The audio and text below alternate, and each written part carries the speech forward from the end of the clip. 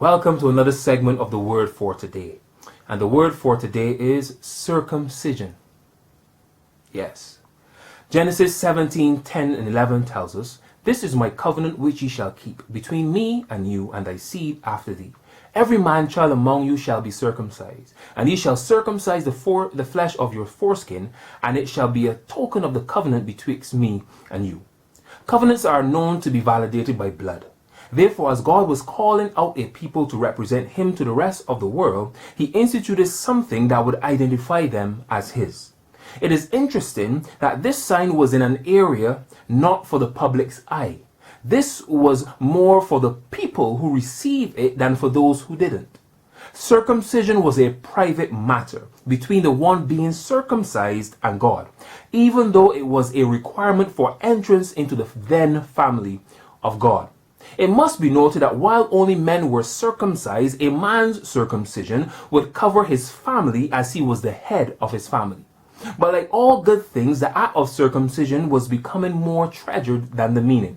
The meaning of circumcision is that you now belong to God through a covenant that was signed by blood. Knowing that one belonged to God should have been enough for one to behave differently, but it wasn't. And God had to remove the veil to show the true meaning of what he wanted to do.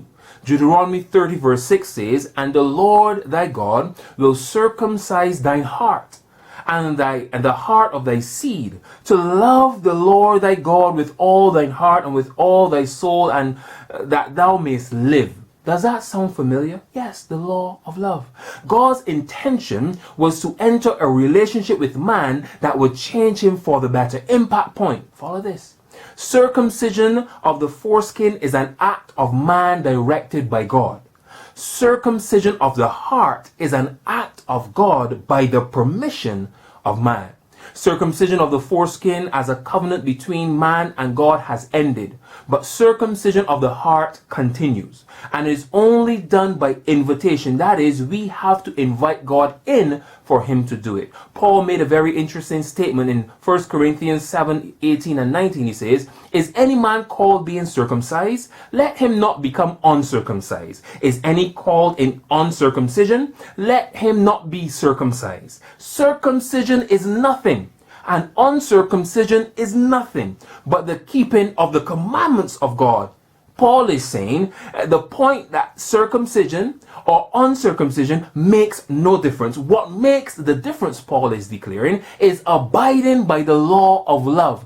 God's law means everything.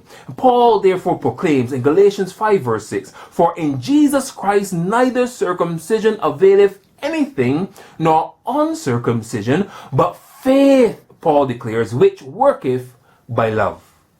The word for today, circumcision.